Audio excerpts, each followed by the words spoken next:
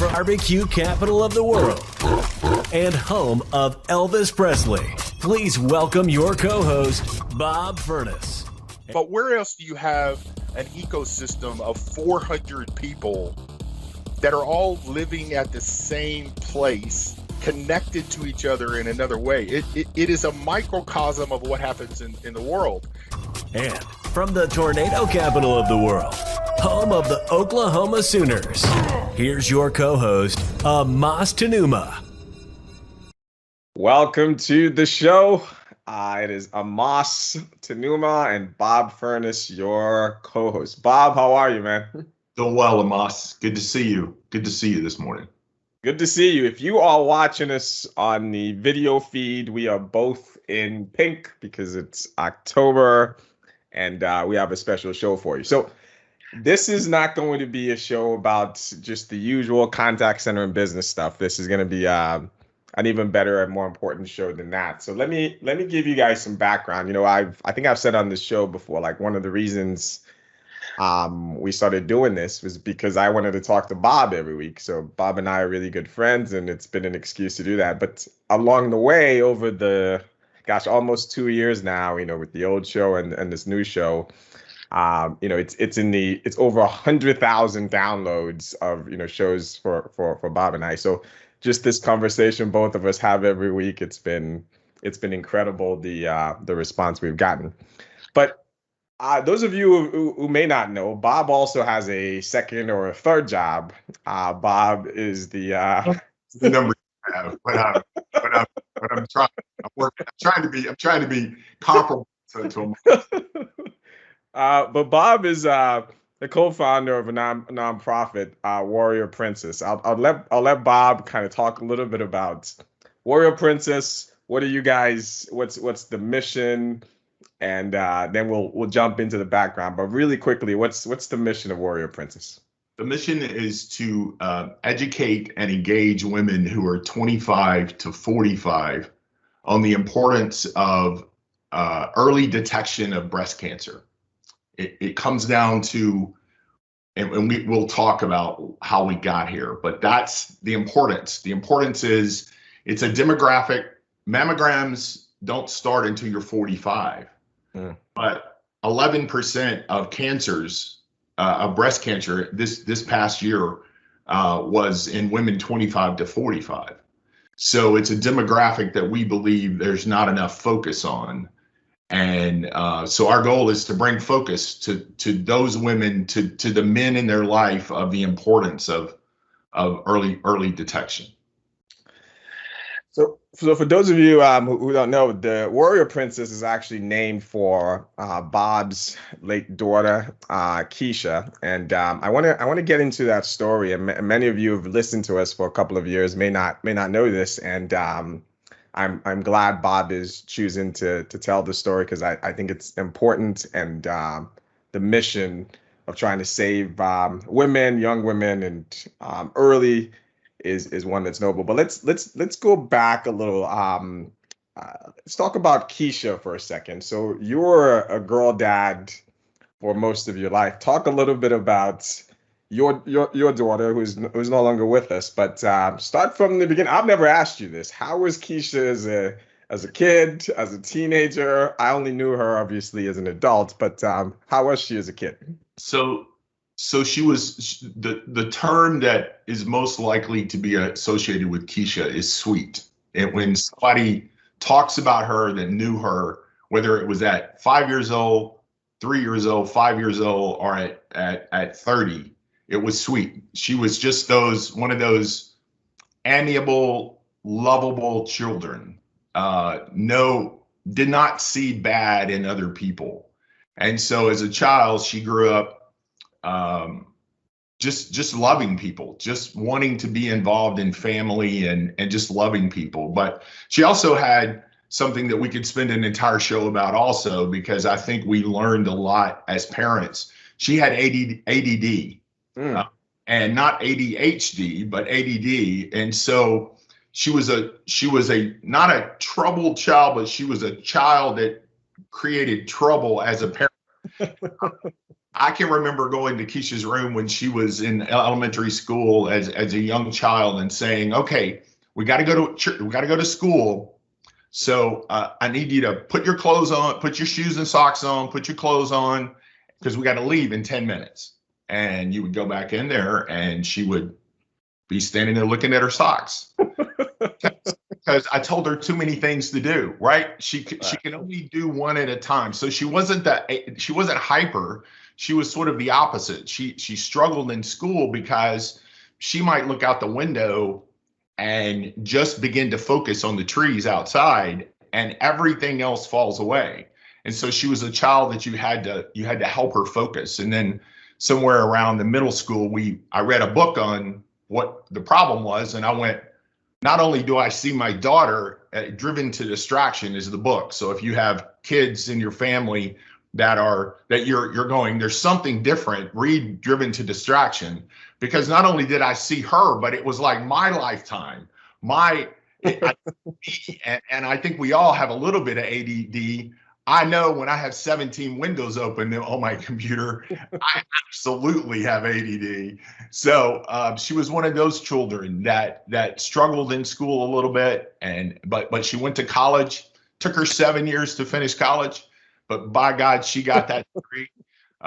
She was a band geek in high school. She loved being a band geek, and she would tell you, "I'm a band geek."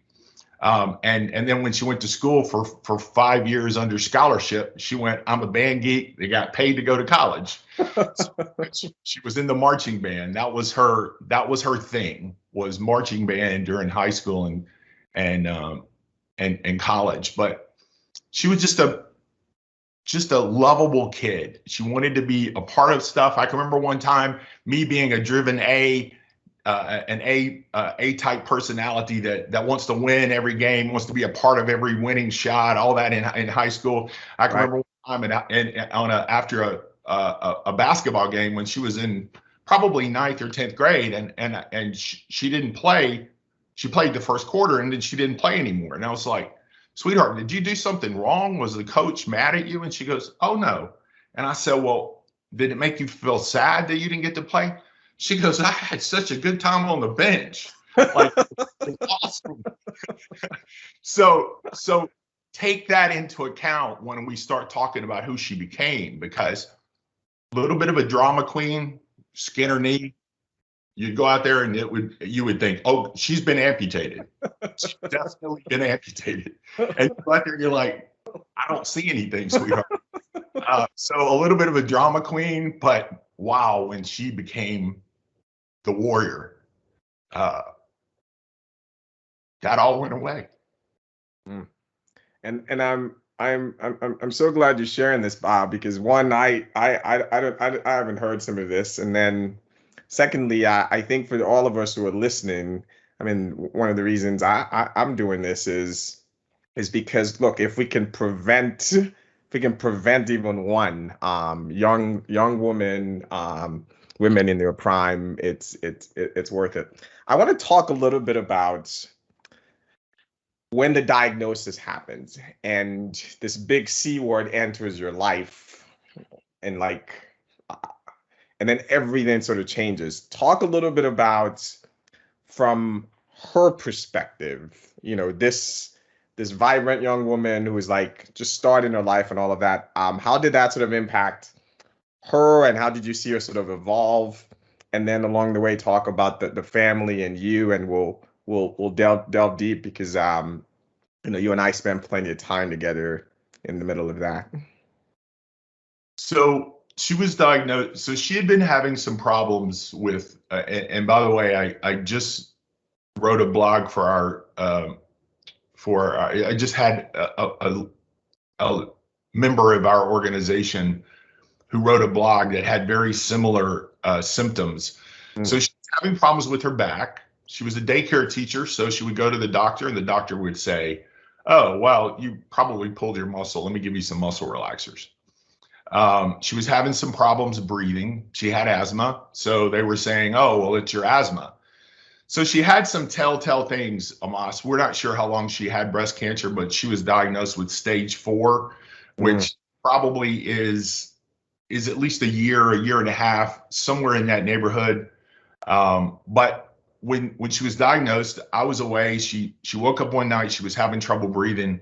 My wife took her to the emergency room. I was at a conference in San Francisco, I believe, and in fact, I may have been at Dreamforce. I think I was at Dreamforce, and this happened in 2013. And when they got there, the doctor said, well, we're going to do an x-ray. And they came back to my wife without me there and to my daughter and said, we found some issues in your lungs and we believe you need to go to an oncologist. So I got on a plane. That's a whole crazy story. I was able to get on a standby plane. And at 10 o'clock, I got back the next morning. We went to the oncologist that had treated my wife, and he just told us the worst story you could tell, which is not only does she have breast cancer, but she has it in about 4 or 5 places.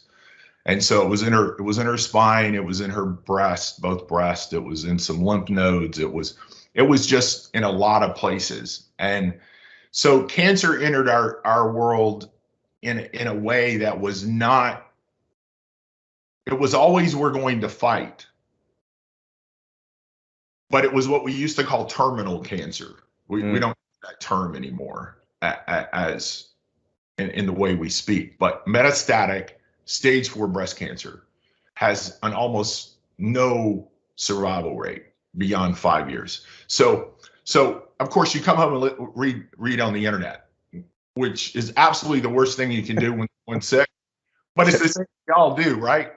And so you begin to understand it. So there was a moment there where we were frustrated about, why did she not see the signs? Why not my wife and I? But what we did is we very quickly shifted to, it doesn't matter what happened, how she got this, she has it. What are we going to do going forward? And so when we would talk to her, she would go, I'm going to beat it. And then she would write in her journal, I know I'm not going to beat it. So who was she? She was, when she got the word, she immediately went into survivor mode, into fight mode, into I'm going to do everything I can. And so she had an unusual relationship with her doctor over those 4 years that she fought. She was on 14 different regimens of treatment. Not 14 different times did she take chemo, but she took chemo 12 times and it would stop working and they would switch her to another regimen. So when I say a warrior, why call her the warrior? Because about 3 or 4 months in, you realize I would be in a fetal position in bed going, okay, I'm going to die. Never. I remember one time, maybe a little bit too graphic for a podcast, but she was leaning over this wastebasket sitting right there. And she threw up and had dry heaves for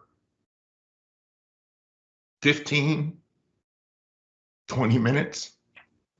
She goes, I guess that's better on the outside than it was on the inside. That's such a sense of humor in the middle of that. Yeah. And so that's where warrior came from. Princess came from the grace by which she lived. So it just made sense that she was Warrior Princess. And then our nonprofit was named in her name, called Keesha Warrior Princess. And that path came, again, we lived a 4-year bucket list. So if you've got someone in your life who is in this situation, right, who has been afflicted with cancer and are in a disease that has been, that you know that the survival rate is probably not good, instead of focusing on how you got there, especially if it's your daughter, your wife, your mother, begin to focus on, what are we going to do now? And then what would you like to do that you've never done? And so we put something in front of her. As a dad, I couldn't fix cancer. That was the only time, dude. If she had gotten married to a jerk, she could get divorced and come live at my house. Right. If she had crashed her car and couldn't afford a new one, I could help buy a new one. There was almost nothing as a dad that you couldn't fix. I couldn't fix it. Yeah. I couldn't fix it. So I focused on, about every 3 weeks, we had something in front of her. So she would literally walk out of a Luke Bryan concert, nut for Luke Bryan, like crazy. She knew his kids' names, his dogs' names. She knew the name of the ranch. Like, I'm telling you. But she would walk out of a Luke Bryan concert going, well, we go to Disney in 3 weeks. Or she would walk out of Disney and she would say, hey, we go to Colorado in 2 months. So there was something in her life that was to look forward for, something to live for. And I believe that is a big value when, and I've told that story to other friends who have been down that path and have done those things as a result of my conversations, and have come back and said, thank you for those words of wisdom. So that's how she became the Warrior Princess. It was about, she was no longer the little girl with the scratch underneath. She was doing things that don't make sense in light of living life as a warrior. And then the princess she just did it with such grace, with a smile. We look back through pictures now, and there's almost never a time there's not a smile on her face. That doesn't mean it was awful. It's horrible. But when we were in Colorado and she's in a wheelchair because she can't walk well, because the spine is so bad and her hips are so bad, you put that camera up and she was smiling. And if you're just listening, you're listening to a special podcast where we are talking about Keesha Warrior Princess. It's a nonprofit co-founded by Bob. I want to pivot the conversation a little bit, and I hope you won't mind that I'm sharing this, because a lot of your work, at least in your part in this nonprofit, targets men, right? So the men and influencers, if you will, even though the focus is about saving young women. And I want to share the story because I think it's important if you're listening to this as a husband and a brother. I mean, it's talking about any woman's breast is uncomfortable, but you have to. It's important stuff, and we have to do it. I remember this dinner you and I had. I can't remember where. We're in so many cities, Chicago or somewhere, and it was in the depths. Sorry, remember the life of a consultant when you actually got on planes and flew? Exactly. Exactly. Like where I couldn't remember what city I was. That seems like it's a long time ago. But so we're having this conversation, and for context, for those of you listening, right? You know this was going on in Bob and his family's life. 5 years, and it was. And by the way, Bob is a consultant, so he's trying to work and travel all around the world and do all this. So we're in this dinner and we were having this conversation, and at this moment, Keisha's not doing very well and things aren't looking so good. And somehow you and I get into this conversation where it was similar to what you just said about saving your daughter. And we started talking about Breaking Bad, and I said, like, could you ever be that character? And at first you went, I like to think I try to do the right thing, and then you go, well, wait a second.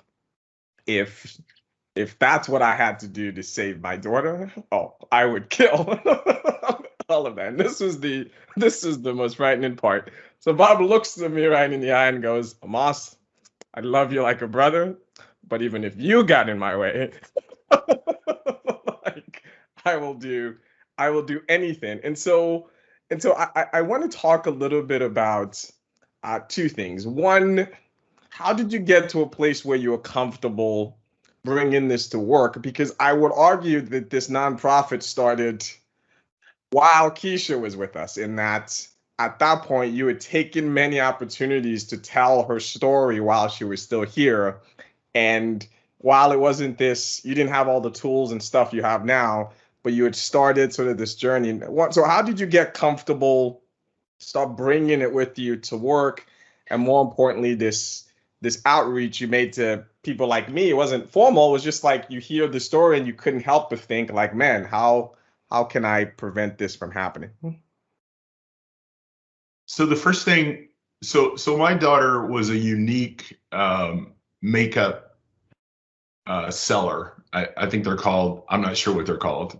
It's on a little award over there that she has on my yeah, unique with the Y. Yeah, I know the brand. Yeah, women's makeup, and it's almost like it's an empowerment organization. It does what I learned when she first started doing it. I'm like, well, that's nice, and then I realized and began to understand that she had this sisterhood, and in that role, she was living her life out loud. And so I went to her and I said, so I know you're posting about what's going on. And she did. Are you okay if I tell your story? And she said, yes. She said, I don't want anybody to go through what I'm going through. So that was the catalyst. And telling her story was about, again, telling how strong she was and how we as a family were dealing with grief, with the reality of cancer, and how, you know, I'm not going to get into the details of it, but the whole platitude concept that when someone has cancer, that you're looking for reasons to justify that it's a good thing. right. It's the opposite of what anyone dealing with it wants to hear. There is no good reason to have cancer, in my opinion. There is no long-term good. Are we doing good in our nonprofit today? I hope. Would I not want another woman to have my daughter back? Absolutely. And that leads us to that story. That was probably a little personal, but I'm okay to put it up. You know, the story of Breaking Bad, for those who maybe have not watched the show, little violent, incredible show. But the story is that the father is dying of cancer and he doesn't have any money to leave his family. So he makes this decision one day that at the time, you were against him for making this decision, but he makes this drug decision, this decision around making drugs that lead, and then he finds out he's going to live, and it just leads to his life totally falling apart. But there was this moment that he had made this decision, and that's where you and I were. Yes. I was like, I can't think of anything I wouldn't do to save my daughter. Yes. I'm not sure I would have offed you. But I would lose your friendship. I would step around you. There was nothing that I could think of outside of there were just a few things that I would not have done.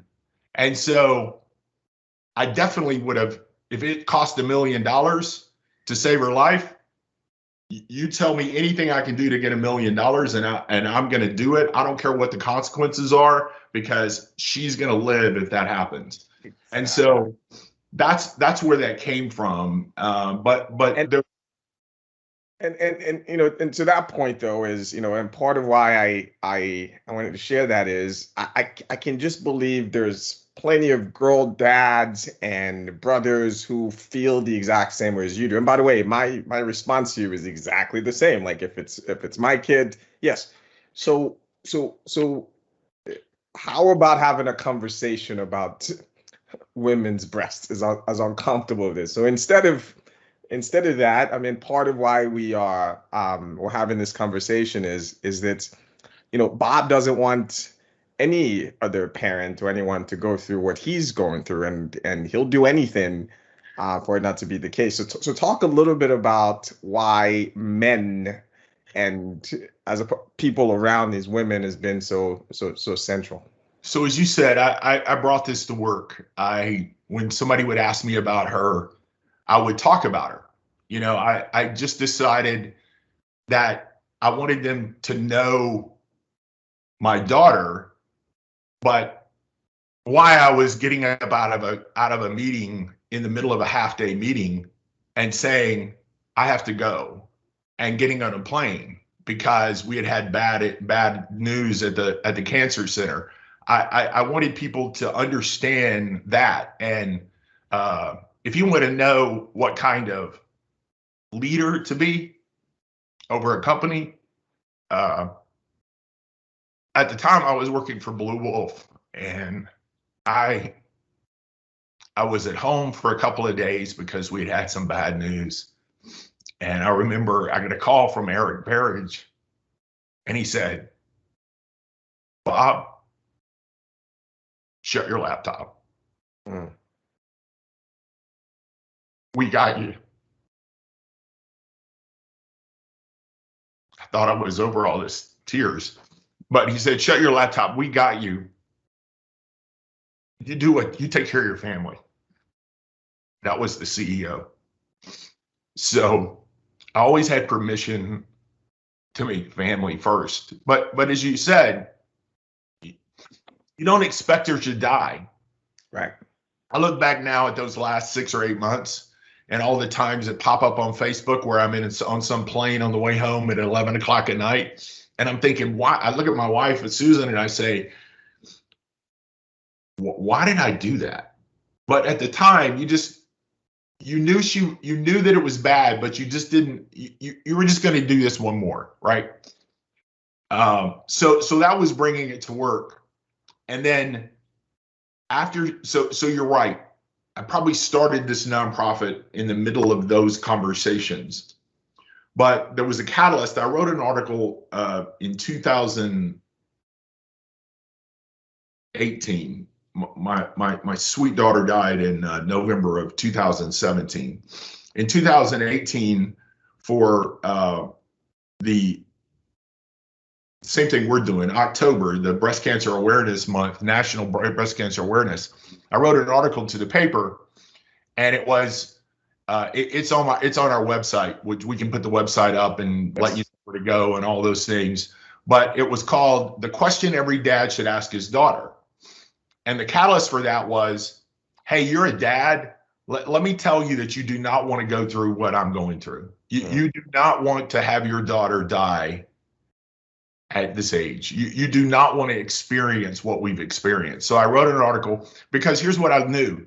I asked my daughter, so you got gas in the car? Right. Now, like, you're not letting your car run off down to empty, right? You're like, when it gets to a quarter of a tank, you're filling it up. And if you can't do that, just call me and I'll come over and get it and fill it up. Are you being careful when you're in the parking lots? Because there's a lot of bad things that happen in parking lots. So when you're walking out of a class and it's dark outside, are you paying attention or are you looking at your keys? Remembering the ADD girl. Right. One thing. Right. On my keys. No vision around. Okay. Remembering that, I asked those questions. What I didn't say is, are you going to the gynecologist? Are you doing self-breast exams? And those are our two key elements. That's what our nonprofit is basically about. Yeah. Get into that. Breast exams and going to the gynecologist. Well, because she was not going to the gynecologist. Now, I live in the Bible Belt, and if there's a buckle in the Bible Belt, it's somewhere in Tennessee, right? And so she said, well, I wasn't sexually active. That's the reason why some women at that age go to the gynecologist. It doesn't matter. You got to go to the gynecologist. Why? Because when you're 23 years old and you go to a regular doctor, when you're 30 years old and you go to a regular doctor, she or he may not be thinking about clinical breast exams. He or she is probably asking you some questions that have to do with that you're a female, but but they're not asking the same questions that the gynecologists ask. And for those of you who are moms and have been to the gynecologist, think about the questions that they ask versus the regular doctor. And you'll walk over to your daughter and say, have you gone to the gynecologist? And so that's about clinical exams and the right questions. The self-check is about knowing your body. And so what the article talked about was, I didn't ask her the right questions. And these two things would have saved her life. If she had found it early, women who find stage 1 breast cancer, stage 0 or stage 1 breast cancer, have a 98% survival. Wow. 98%. It goes down. Stage 2 is still somewhere in the 70s or 80s. And then at stage 3 and stage 4, it gets worse. So what we want to happen is you do a breast exam and you don't find anything. You just know your body a little bit better. But what we want to really happen is, as it relates to cancer, is that if there is something, you find it. And we've had story after story of women who have, as a result of this nonprofit, as a result of these conversations that I was not afraid to have, that have found something. Luckily, most have gone to the doctor and it was nothing. And I know we're running out of time, so keep me on track. So the nonprofit mission I told you before is early detection and community and education around that at 25 to 45, because that demographic is sometimes forgotten. And then men play a role, because you ask your wife or your daughter or your sister questions about life, but for some reason we don't want to ask about the breast. We don't want to ask about the quickest way to shut down a conversation is, oh, I have female problems. Okay. That's the end of that conversation. And what we should do as men is say, so tell me about that. What do you mean you have female problems? Now, there's some things that they may not want to tell. And I'm not telling you to do that at work. Don't walk around doing that at work. That'll get you in trouble. But I'm talking about the people that are close to you. I'll diverge just for one quick second. So one of the things that we do is we help women understand how to do a self-breast exam. And one of the items that we put together with my two female 30-something board members and my wife sitting on the Zoom, we had these conversations about how do we get graphic enough on this item, but not so graphic. So I'm having stories and conversations about breast in ways that I've never thought I would have with Keesha's best friend all the way from high school through college. But we should be there. We as men should not shy away from asking our wife, how are you? Let me ask you this. Do they ask you? They do. If you come home and say something about having a prostate issue, they want to know what it is. Yes. What is the situation? They want to know, are you going for testing? Why are we as men not just as adamant about that? Right. And why do we shy away? So that's how men play a part in this, is ask your daughter, ask your wife, ask your sister, ask your mom, are you going to the doctor? Are you going to the gynecologist? Are you doing self-exams? Those are two simple questions. And if you want a catalyst for doing that, tell this story. Yes. Tell them about a guy that all you've ever heard him talk about is contact centers. And then he had this special podcast and he told his story. So I'm asking you, what's your situation? Bob, I appreciate you doing this, and our audience and the contact center in general. I mean, we're proud that it skews more women, and it's very young. It's a very young industry, so I'm happy we are doing this. I do want to end by I'm asking you to talk a little bit about if you've now heard this, and I love that one of the things I love about your nonprofit is the takeaway is very clear, right? It's like it's a very specific, two simple questions we can ask. How else, and we'll put the website and stuff up. How else should people learn from the story, and if they want to be a part of it, impact, share a little bit about what should folks do, go to the website. How do you want people who feel moved by this to react? So the first thing we want you to do is to talk among yourselves that we just talked about. The second thing is reach out to us, like our Facebook page, like our Instagram, join our member list on our website. If you do that, we're going to send you one of these, and this is a shower card. It has a little place here like a door hanger. Your daughter or your wife or you can put this up on your shower head, which is a great place, we understand, for women to do breast exams, because you lift your arms, you're in another place is lying down, but this is there. It's got a great detail on the back about what those steps should be. It's got a little icons on the front, and this is sponsored by West Cancer Foundation, which is the cancer center where Keesha was treated. It's been validated. These are good steps. Now, so that's one. The other thing you can do is to engage with our community and with our with our Facebook page or our Instagram. And more importantly, are just as important, if you have a warrior story, we're doing hashtag warrior stories. If you're a woman who has been through this, you have a friend who went through this, you would like to tell their story to help us make this real. When I talk about my daughter, I don't want you as a father to think about my daughter. I want you to think about your daughter. When I tell the story, I want you to think about those in your life. And so if you've got those stories, help us tell those stories on our website.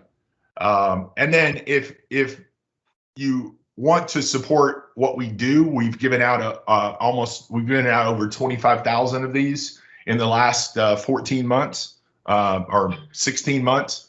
If you want to be involved in that, donate. These are waterproof. They're die cut. They're specially made. They're not cheap for us, but that is our primary giveaway. We're also working, as would be the case with us being a technology focused. We're working on plans to create an app that reminds women to do this. We found that that's a whole lot more expensive than we thought it was. But at some point over the next 6 months to a year, we'll be launching a campaign to help us build that. To put that in place so that you get a reminder on your phone once a month, and it's time for your self-check. Awesome, Bob. I know this wasn't easy, but I'm glad you did it. I think it's important, and for all of you listening, yeah. But I want to end with one quick story, and I'll tell the long story. So we have a video that's almost ready to launch. So if you will like our webpage, we'll send you notification. It's there. If you watch our socials, it'll be there. But it's a story about a girl that we both worked with at Blue Wolf. Her name's Ashley. And I got a call from Ashley about 4 or 5 weeks ago. We have somebody going out to video her. She lives in Ohio. We're gonna help us create a video to tell this story. But I'll tell my version of the story. She said, "Hey, Bob, I'm just calling to tell you saved my life." And I said, "Well, Ashley, what are you talking about?" And she said, "Well, I just got back from medical leave, and I found a spot on one of my breasts about several months ago. And I thought, it's nothing. And then I saw your face, and I saw your daughter's face, because you used to always share stuff on Slack. You share stuff on LinkedIn. And so I said I should go to the doctor. And I got to the doctor, and the doctor said, well, you're young. You're too young. There's probably nothing here. I don't see anything that should alarm you. And I said, Ashley, how old are you? She says, I'm 26. So she said, I saw your face. I saw your daughter's face, is what she said. I saw your daughter's face again, and I realized it could be me. And I said, well, I'd like to go through the clinical test. So they sent her to the test. Again, the doctor there said, I'm sure it's nothing, no problem, everything's good. We'll do the test. She ended up having a very, I don't know if the right word is aggressive, but the kind of breast cancer that doesn't go away. It just keeps coming back. And if you don't stay on top of it, it ends up becoming metastasized. So she ended up having a surgery procedure that makes her almost, it solves the problem. And she said, you saved my life. So why Amos agreed to this, I said, hey man, can we get on and talk about my daughter and our nonprofit? And Amos was absolutely, let's do this. But the reason why we did this today, and the reason why my wife and I, to some degree, live this story over and over again when we tell it. You can tell it's been, 2007, 2017, 18, 19. 3.5 years. 4 years in November. Still raw. Yes. Still extremely raw. And the grief is there. But the reason why we do this is so that we find more Ashleys. Yes. And I can hang out on Ashley's story. If I don't hear another story, in fact, what I hope is I don't hear another Ashley story, that I just have people saying, hey, I self-checked, right? But whenever you realize that you've impacted another human being who's not going to go through this, who's going to live, what's the give and get for doing this? Let's end with this. What's the give and get? The give is you take time to know your body. The get is you get to live longer to be here with your kids. You get to live longer to be here with your husband. You get to live longer. So the get is life. Yes. She lost hers. But what we don't want is anyone else to be in that situation.